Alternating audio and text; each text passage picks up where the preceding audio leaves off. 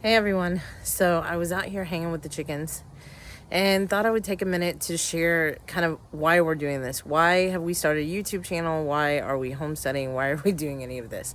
And especially because I know that most people have seen us do a lot with the landscaping and with gardening, but you may not, if you're in my circle, you may not know fully kind of what we do and why we're doing it. And so I just want to take a minute to share. So first, I want to say this has always kind of been part of our life in different ways. But I think in this past season, it really kind of came full circle. And we really felt like God was saying, hey, this is the time to really start honing in on these skills that you've been learning for literally decades. So I will tell you, when I was young, I remember sitting with my great grandmother. And her name was Lloyd Owens, and I called her Grandma Owens. And then my other great grandmother, also Liz, both of them really shared with me a lot, when I was a kid. They shared about the Great Depression. I remember sitting at my grandma Owen's house and she would share with me stories. And I remember thinking it was so intriguing to see, how they had come through that.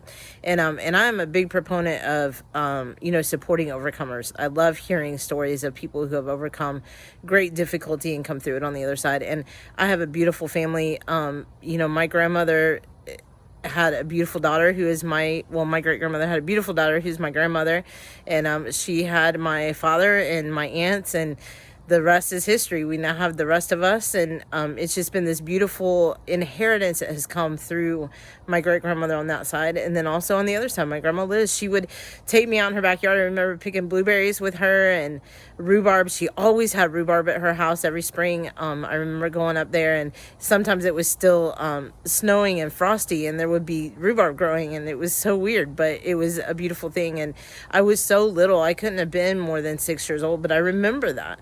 I remember sitting around the table and eating things that she cooked from scratch, And so all of those things are part of my inheritance, part of my heritage, part of my mom's heritage. And she lives with me, and she's part of this story.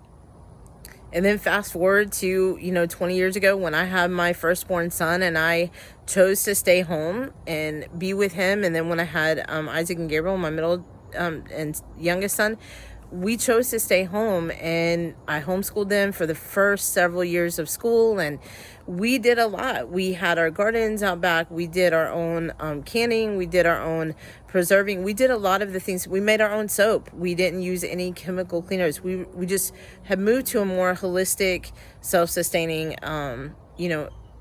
practice within our home.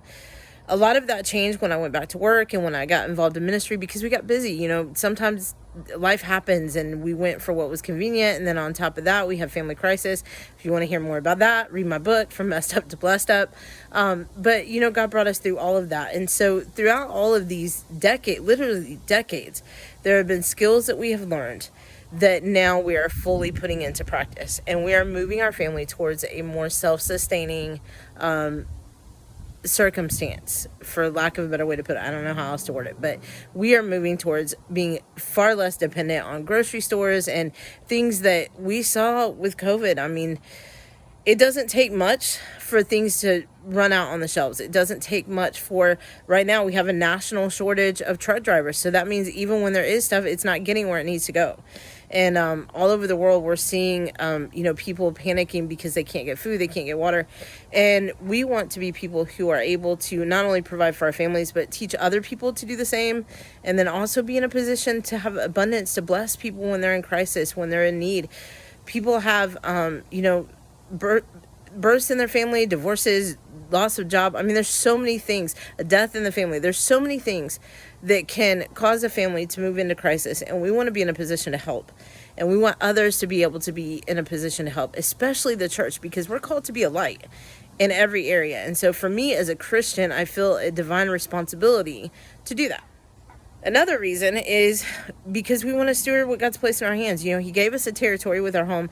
Now, we homestead on 0.1 acre. Okay, I want you guys to put that in perspective. We don't have a lot of land. We don't have a big house. We don't have land outside the city. We literally are in the middle of the city on 0.1 acre. But we make the most of what we have, and we're continuing to do so.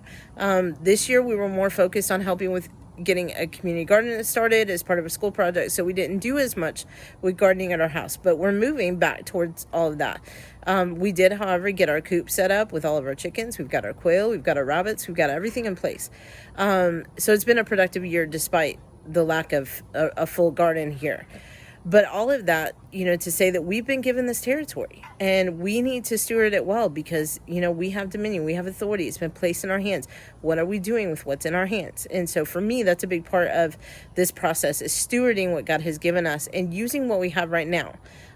You'll notice as we do our garden tour soon, you'll see that our coops everything is just kind of like repurposed materials. Our flower beds are repurposed materials. We have a lot of flower pots sitting around. I mean, it's just, we use everything we can to provide food and what we need to do for our family. Another reason that we're doing this is for health purposes. When we were very busy, when we weren't taking care of our gardens and doing what we knew to do, we got really into a practice of boxed food, processed food, what was convenient, what was fast. We ate out a lot, and all of us gained weight, with the exception of my husband, because he doesn't ever seem to gain anything no matter what. And he works a lot, so he burns a lot of calories. But the rest of us have gained weight. And so we're trying to get back to a healthier lifestyle. And by growing our own food and processing our own food and canning and preserving our own food, we know what's in it. We have control over the sugar. We have control over the salt amount. We have control over everything to make sure that what we are eating, what is going into our body, is really good for it. And taking care of our vessel. And that's a big part of why we're doing what we're doing. So I hope that gives a little bit of background for why we're doing this, and then we'll give you all the details and keep going as we go. But have a good day and keep watching for more videos. Bye.